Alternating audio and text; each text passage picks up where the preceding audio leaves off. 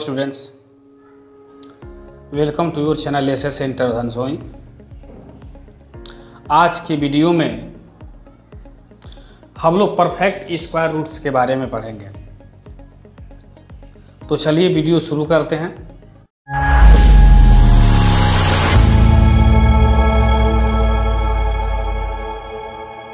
निकालना सीखेंगे। जो संख्या परफेक्ट स्क्वायर के रूप में है तो उसे हम स्क्वायर रूट निकालेंगे। तो अब हम लोग सबसे पहले जान लेते हैं कि कोई संख्या परफेक्ट स्क्वायर रूट में कब होगी। जब किसी संख्या के इकाई के स्थान पर यदि 1 हो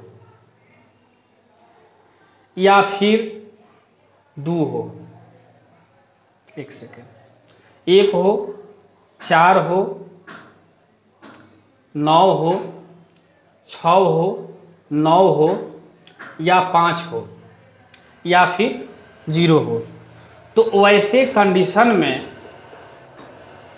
वो संख्या जो है पूर्ण स्क्वायर के रूप में होगी।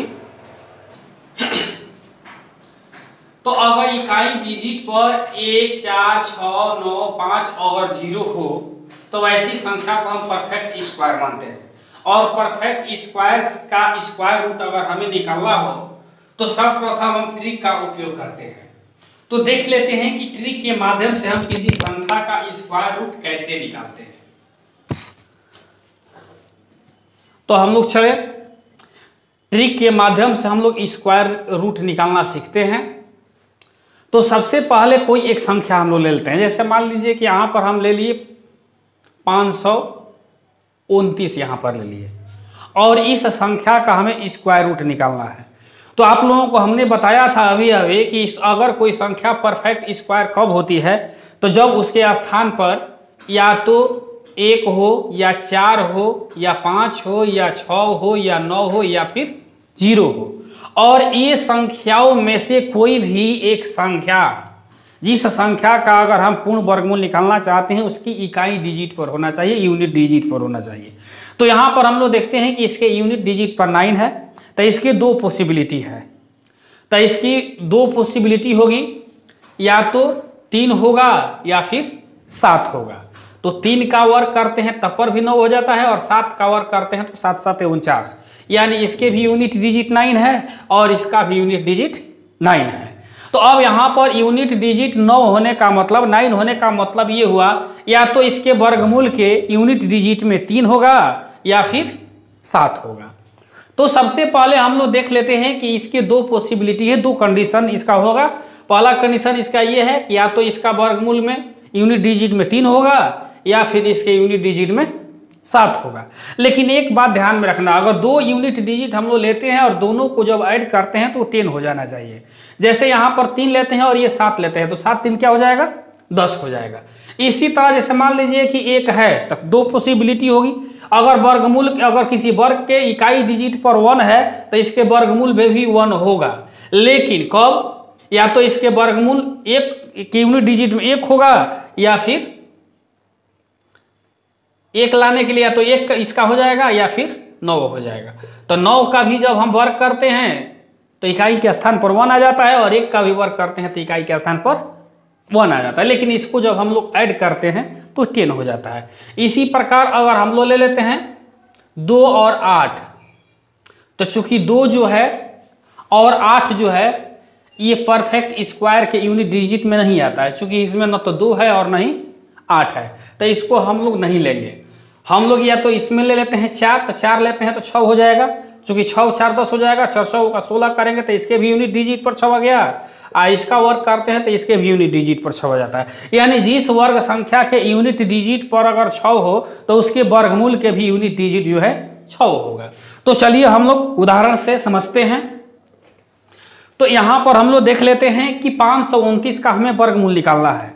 तो 529 का जब वर्गमूल निकालते हैं तो इसके 2 पॉसिबिलिटी होंगे। एक पॉसिबिलिटी या तो इसके 3 वर्गमूल के इकाई स्थान पर 3 होगा या फिर इकाई स्थान पर 7 होगा। चूंकि 3 का भी वर्ग करते हैं तो 9 आता है और इसका भी वर्ग करते हैं तो 9 आता है और यहाँ पर 9 है, ये है। इसका मतलब इसके वर्गमूल में या तो 3 होगा या 7 होगा। तो अब हम लोग क्या करते हैं कि सबसे पहले देखते हैं कि इसका वर्गमूल कितना होगा। तो हम लोग जान गए या तो 3 या 7 में से कोई भी एक होगा जिसकी इकाई डिजिट पर होगा। अब हम क्या काम करते हैं कि इधर से एक अंक छोड़ देते हैं और एक अंक छोड़ने के बाद अब इससे देखते हैं कि 5 जो है कौन कौन से स्क्वायर के बीच में आ रहा है। तो अब हम लोग देखते हैं कि 1 का स्क्वायर अगर हम लोग करते हैं तो 1 होता है, 2 का स्क्वायर करते हैं तो 4 होता है, और 3 का स्क्वायर करते हैं तो 9 होता है। तो अब यहाँ पर हम लोग देख लेते हैं कि ये 5 है, तो 5 जो है 4 और 9 के बीच में आ रहा है। तो 4 और 9 के बीच में आ रहा है, तो यहाँ पर हम लोग देख लेते हैं कि जिसके बीच में आता है तो उसके वर्ग जो है वो किसका वर्ग होता है वो हम लोग ले लेते हैं यहाँ पर। तो चूंकि यहाँ पर 2 है तो ये 2 हो जाएगा, यहाँ पर भी 2 हो जाएगा और यहाँ पर भी 2 हो जाएगा। लेकिन अब हमें ये पता लगाना है कि 529 का वर्गमूल 23 होगा या फिर 27 होगा। तो अब हम लोग क्या काम करते हैं कि अब देखते हैं कि 5 जो है 4 और 9 में से सबसे ज्यादा किसके करीब है। तो 5 में से और 4 का डिफरेंस देखते हैं कि 1 का डिफरेंस है, अब 5 और 9 का डिफरेंस जो है वो 4 का डिफरेंस है। तो 5 जो है सबसे ज्यादा करीब 4 का है, इसलिए इसका वर्गमूल जो है ऊपर वाला हो जाएगा, यानी √529 का वर्गमूल 23 हो जाएगा। अब हम लोग जो है अगले प्रश्न पर विचार करते हैं। जैसे यहाँ पर हम ले लेते हैं 729 है, तो 729 का वर्गमूल निकालते हैं तो इसके 2 पॉसिबिलिटी होगी, या तो इसके वर्गमूल के यूनिट डिजिट पर 3 होगा या फिर 7 होगा। चूंकि दोनों को जोड़ने पर 10 आ जा रहा है और दोनों का वर्ग करते हैं तो 3 का 9 होता है और 7 7 49 होता है, यानी इसके वर्ग में जो है 9 आ जा रहा है। चूंकि यहाँ पर 9 है तो अब हम लोग क्या काम करते हैं कि इसको छोड़ देते हैं और इसको ले लेते हैं 7 को। तो 7 जो कि देखते हैं कि ये हो जाएगा 2 का स्क्वायर मतलब 2 दूनी के 4 और 3 का स्क्वायर मतलब 3 के 9, और ये 7 जो है 4 और 9 के बीच में है। तो 4 और 9 के बीच में हो रहा है। तो अब यहाँ पर हम लोग देख लेते हैं कि ये 7 जो है वो सबसे किसके करीब है। तो 9 और 7 के बीच का डिफरेंस 2 है और 7 और 4 के बीच का डिफरेंस 3 है। तो सबसे ज़्यादा करीब जो है वो 9 के है, तो इसलिए इसका जो है वर्गमूल जो है वो 27 हो जाएगा। तो यहाँ पर ले लेते हैं 729 अब बराबर 27। और हमेशा हम लोग देखते हैं कि जिसके बीच में आता है तो जो छोटा वाला होता है उसी को हम हमेशा लिखते हैं, इसलिए दोनों जगह 2 लिख दिए हैं। अब हम लोग नेक्स्ट एग्जाम्पल ले लेते हैं 1225। तो 1225 का हमें जब वर्गमूल निकालना हो तो अब यहाँ पर हम देख लेते हैं कि एक ही ऐसी संख्या पर 5 है जिसके वर्ग करने पर यूनिट डिजिट पर जो है 5 आएगा। तो अब हम लोग क्या काम करते हैं, तो पता चल गया कि 5 होगा, 5 हम लोग लिख लेते हैं। अब यहाँ पर एक अंक छोड़ देते हैं, तो जब एक अंक छोड़ने के बाद यहाँ पर देखते हैं कि 12 है, तो 12 किसके बीच में हो जा रहा है। तो यहाँ पर देखते हैं कि 3 का स्क्वायर बराबर 3 का 9 और 4 का स्क्वायर बराबर ये हो जाएगा 4 4 के 16, यानी 9 और 16 के बीच में 12 आ रहा है। तो अब हम लोग क्या काम करते हैं, चूंकि बताए हैं कि जब दोनों के बीच में आता है तो छोटा वाला होता है उसी को लिख देते हैं। तो यहाँ पर 35 लिख देंगे, चूंकि इसकी पॉसिबिलिटी जो है केवल 1 होती है इसीलिए 5 लिख दिए। ये इसका वर्गमूल हो गया। अब अगला उदाहरण ले लेते हैं। जैसे यहाँ पर हम ले लेते हैं 2304।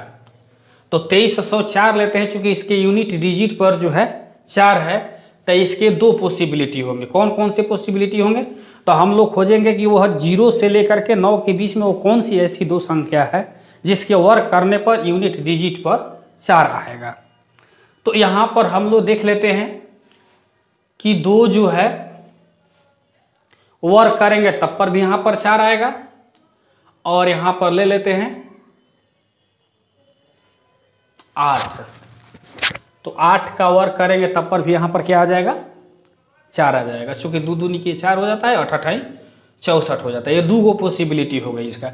यूनिट डिजिट पर किसी संख्या के यूनिट डिजिट पर अगर 4 हो तो उसके वर्गमूल के यूनिट डिजिट पर या तो 2 आएगा या फिर 8 आएगा।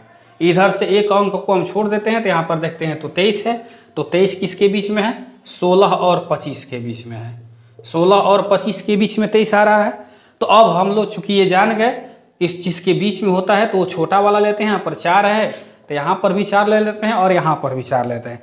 अब हमें ये पता लगाना है कि इसका वर्गमूल 42 होगा या फिर 48 होगा। तो अब हम लोग देखते हैं कि क्या होगा। तो देखते हैं कि 23 जो है वो सबसे ज़्यादा करीब है 25 का। चूँकि 25 और 23 के बीच के डिफरेंस जो है वो 2 है और 23 और 16 का डिफरेंस जो है अधिक है। तो यहाँ पर हम लोग देख लेते हैं कि चूँकि कम डिफरेंस 25 का है तो नीचे वाला हो जाएगा, जो बड़ा है तो यहाँ पर हो जाएगा इसका 2304 का जो स्क्वायर रूट है वो 48 हो जाएगा।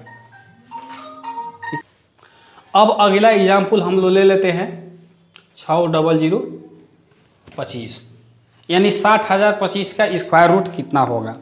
अब इस पर हम लोग विचार करते हैं।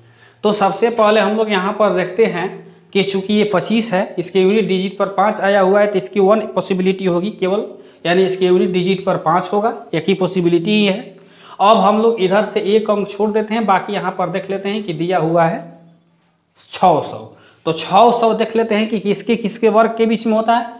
तो हम लोग यहाँ पर 24 का वर्ग जब निकालते हैं तो 576 हो जाता है, और 25 का वर्ग जब निकालते हैं तो ये 625 हो जाता है। और यहाँ पर 600 दिया हुआ है तो यहाँ पर हम 600 लिख लेंगे। तो अब देखते हैं कि छोटा वाला यहाँ पर 24 है तो यहाँ पर हम लिख देंगे 24, यानी 60,025 का स्क्वायर रूट जो है 245 आ गया। तो अब हम लोग यहाँ पर देखते हैं कि इसके भी यूनिट डिजिट पर 4 है तो इसकी पॉसिबिलिटी या तो 2 होगी और नहीं तो 8 होगा, चूँकि 2 का वर्ग करेंगे तो 2 दूनी के 4 होता है और 8 का वर्ग करेंगे तो 8 8 64, यानी दोनों के वर्ग करने पर यूनिट डिजिट जो है 4 आ रहा है।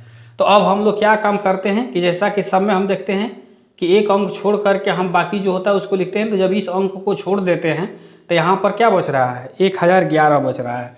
तो 1011 जो है किस संख्या के वर्ग के बीच में आता है, तो यहाँ पर देखते हैं कि 30 का वर्ग जब हम करते हैं ये हो जाता है, ये 900 हो जाता है। और यहाँ पर हम लोग 32 का वर्ग करते हैं तो ये हो जाता है 1000, और 31 का वर्ग करते हैं तो ये हो जाता है 961 हो जाता है। तो अब हम लोग देख लेते हैं कि ये हो जाता है 1024 और 961। तो यहाँ पर 1011 है तो 1011 जो है 961 और 1024 के बीच में आ रहा है, तो ये वाला हो जाएगा। तो अब हम लोग यहाँ पर ले लेते हैं 312 या 318। तो अब हम देख लेते हैं कि 1011 जो है वो सबसे ज़्यादा करीब किसका है, तो सबसे ज़्यादा करीब वो 1024 का है, और 1024 जो है वो 32 का वर्ग है। तो अब हम लोग देख लेते हैं कि वो अधिक वाला जो है इसका स्क्वायर रूट हो जाएगा, यानी बराबर हो जाएगा 318।